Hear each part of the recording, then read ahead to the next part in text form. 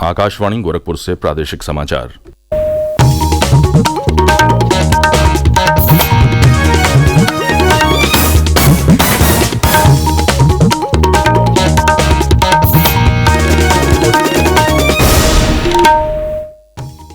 नमस्कार, समाचार बुलेटिन के साथ मैं विकास राय।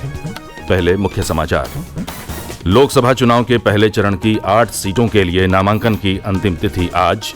कई उम्मीदवारों ने कल जमा किए नामांकन पत्र। निर्वाचन आयोग ने मौसम को देखते हुए विभिन्न प्रदेशों के चुनाव अधिकारियों को दी सलाह, मतदान केंद्रों पर रखें मुकम्मल इंतजाम। टनकपुर में प्रसिद्ध पूर्णागिरि देवी मेला शुरू। भक्तों की भीड़ को देखते हुए परिवहन निगम ने बरेली से टनकपुर के लिए 20 नई बसें चलाईं। और प्रदेश में कई जगहों पर कल भी धूमधाम के साथ मनाई गई होली।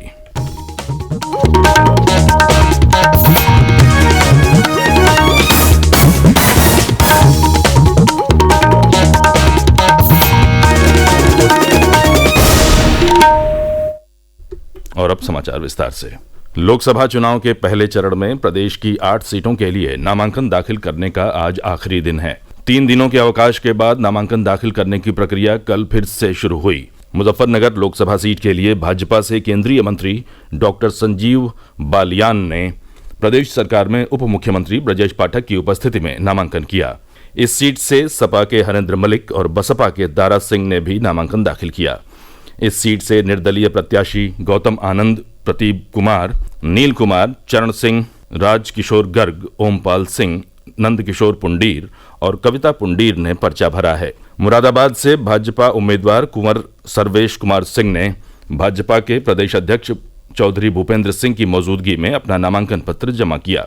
नगीना लोकसभा सीट से सपा के मनोज कुमार, बसपा के सुरेंद्र पाल सिंह, समाजवादी आंदोलन पार्टी के Dharmveer Singh, people's party of democratic के रविंद्र भारती और आजाद समाज पार्टी के चंद्रशेखर ने नामांकन पत्र दाखिल किया है। बिजनौर लोकसभा सीट से बसपा के विजेंद्र सिंह, मजलूम समाज पार्टी के Farman, peoples party of India democratic के राजपाल सिंह और मजदूर किसान यूनियन पार्टी से रामधन सिंह ने पर्चा दाखिल किया।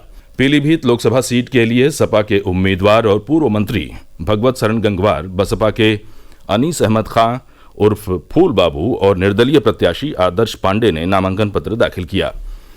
शामली जिले के कैराना लोकसभा क्षेत्र के लिए सपा से इकरा हसन और बसपा से श्रीपाल सिंह ने पर्चा भरा। सहारनपुर लोकसभा सीट से कांग्रेस इंडिया गठबंधन के इमरान मसूद ने और बसपा के माजिद अली ने पर्चा दाखिल किया। रामपुर जिले से 6 निर्दलीय प्रत्याशी सिफात अली खां, अशोक कुमार, जगत सिंह, अब्दुल कादर और शिव प्रसाद कल तक नामांकन दाखिल कर चुके हैं। पहले चरण की लोकसभा सीटों के लिए नामांकन पत्रों की जांच कल की जाएगी और 30 मार्च तक नाम वापस लिए जा सकते हैं। पहले चरण में सहारनपुर, कैराना, मुजफ्फरनगर, बिजनौर, नगीना, मुरादाबाद, रामपुर और पीलीभीत लोकसभा सीटों के लिए 19 अप्रैल को चुनाव होगा। इसमें 1,43,00,000 मतदाता प्रत्याशियों के भाग्य का फैसला करेंगे। मतगणना 4 जून को होगी। निर्वाचन आयोग ने सभी प्रदेशों के मुख्य निर्वाचन अधिकारियों को इस वर्ष मार्च से जून माह के दौरान सामान्य से अधिक तापमान रहने के मौसम विभाग के अनुमान के मद्देनजर परामर्श जारी किया है। आयोग ने मुख्य निर्वाचन अधिकारियों से मतदान केंद्रों पर पेयजल और छाया सहित बुनियादी सुविधाएं उपलब्ध कराने को कहा है। चुनाव आयोग ने निर्देश दिया है कि मतदान दलों और मतदाताओं को आवश्यकता पड़ने पर ORS मुहैया कराया जाए ताकि ये लोग गर्मी के मौसम में लू से खुद को बचा सकें। इसके अलावा मतदान केंद्रों पर पीने के पानी के लिए नल की स्थायी व्यवस्था, पेयजल के बर्तनों के पर्याप्त इंतजाम, टेंट व टेबल कुर्सी और बेंच की उचित व्यवस्था और महिला एवं पुरुष मतदाताओं के लिए पर्याप्त संख्या में अलग अलग शौचालयों की व्यवस्था करने को कहा गया है। चुनाव आयोग ने ये भी सुनिश्चित करने को कहा है कि मतदाताओं और मतदान कर्मचारियों को आपातकालीन चिकित्सा सुविधा उपलब्ध कराने के लिए पर्याप्त संख्या में मेडिकल किट की व्यवस्था हो और स्वास्थ्य कार्यकर्ताओं की तैनाती भी मतदान केंद्रों पर की जाए। प्रादेशिक समाचार आप आकाशवाणी गोरखपुर से सुन रहे हैं। ये समाचार बुलेटिन हमारे YouTube channel AIR news Gorakhpur और X हैंडल AIR News_GKP पर भी उपलब्ध है। उत्तराखंड के टनकपुर में प्रसिद्ध पूर्णागिरि देवी मेला कल से शुरू हो गया। इसे देखते हुए उत्तराखंड की सीमा से सटे प्रदेश के पीलीभीत जनपद में भी व्यापक तैयारियां की गई हैं। पीलीभीत से टनकपुर के बीच संचालित उत्तर प्रदेश परिवहन निगम की 5 बसों के फेरे बढ़ा दिए गए हैं। निगम ने टनकपुर बरेली वाया पीलीभीत के लिए 20 नई बसों का संचालन भी शुरू किया है। तीर्थ यात्रियों के आवागमन को लेकर उनके ठहरने के लिए पांडालों और भोजन के लिए भंडारों आदि की व्यवस्था भी कई समाजसेवी संस्थाओं द्वारा की गई है। गोरखपुर और इसके आसपास के जिलों में कल होली का पर्व धूमधाम से मनाया गया। लोगों ने एक दूसरे को रंग गुलाल लगाकर बधाई दी और फाग गीतों पर जगह जगह थिरकते नजर आए। मुख्यमंत्री योगी आदित्यनाथ ने गोरखनाथ मंदिर में होलिका दहन की राख से तिलक लगाकर होली की शुरुआत की। उन्होंने गुरु गोरक्षनाथ की पूजा अर्चना के बाद गायों को तिलक लगाकर गुड़ और चना भी खिलाया। इसके बाद मुख्यमंत्री ने गोरखपुर शहर के घंटाघर क्षेत्र में आयोजित भगवान नरसिंह शोभा यात्रा कार्यक्रम में शामिल हुए।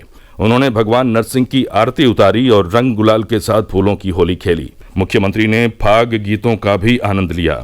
भगवान नरसिंह की परंपरागत शोभा यात्रा का आयोजन राष्ट्रीय स्वयंसेवक संघ करता है। इस मौके पर मुख्यमंत्री ने प्रदेशवासियों को होली पर्व की शुभकामनाएं देते हुए कहा कि जहां समाज सुखी होगा, समृद्ध होगा, सुरक्षित होगा, वहीं पर उत्साह और उमंग होगा। ये त्योहार इस बात को प्रदर्शित करता है। मुख्यमंत्री गोरखनाथ मंदिर स्थित सभागार में कल शाम को आयोजित होली मिलन कार्यक्रम में भी शामिल हुए। हमारे प्रतिनिधि की एक रिपोर्ट। गोरखपुर जनपद के गोरखनाथ मंदिर के स्मृति भवन सभागार में कल देर शाम प्रदेश के मुख्यमंत्री योगी आदित्यनाथ की अगुवाई में होली मिलन कार्यक्रम भी आयोजित किया गया। इसमें उपस्थित जन समूहों के साथ मुख्यमंत्री योगी आदित्यनाथ ने फूलों की होली खेली तथा लोगों को होली की बधाई भी दी। इस दौरान भजन कीर्तन का भी आयोजन किया गया। जनपद में दिन भर शांतिपूर्ण वातावरण में होली खेली गई। लोगों ने रंग गुलाल लगाकर एक दूसरे को होली की बधाई दी। किसी प्रकार की अनहोनी घटना से बचने के लिए पुलिस प्रशासन मुस्तैद रहा तथा स्वास्थ्य विभाग भी आपातकालीन घटनाओं से निपटने के लिए अलर्ट रहा। हालांकि जनपद में छिटपुट घटनाओं के साथ शांतिपूर्ण होली खेली गई। गिरीश नारायण चौबे, आकाशवाणी समाचार, गोरखपुर।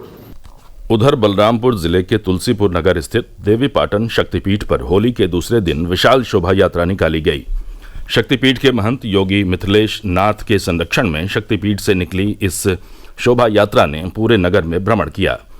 इसमें श्रद्धालुओं ने एक दूसरे के साथ अबीर गुलाल और फूलों की होली खेली। होली का उत्साह कल भी प्रदेश में कई जगहों पर देखने को मिला। मथुरा में कल ब्रज के राजा दाऊजी महाराज का विश्व प्रसिद्ध हुरंगा मनाया गया। हुरंगा पर हुरियारणों ने नृत्य महाराज किया। इसे देखने लोगों का जन सैलाब उमड़ा। इस दौरान बैंड बाजे की धुन पर होली गीतों का गायन किया गया। सैकड़ों महिलाओं ने परंपरागत पोशाक, लहंगा, फरिया, स्वर्ण आभूषण पहनकर गायन के साथ नृत्य किया। पीलीभीत के माधो टांडा में भी कल महिलाओं ने होली खेली। महिलाएं गांव के ठाकुर द्वारा मंदिर में एकत्र हुई, जहां एक दूसरे को रंग लगाकर खूब जश्न मनाया। वहां पहुंचे कई नवयुवकों को भी रंग लगाया गया।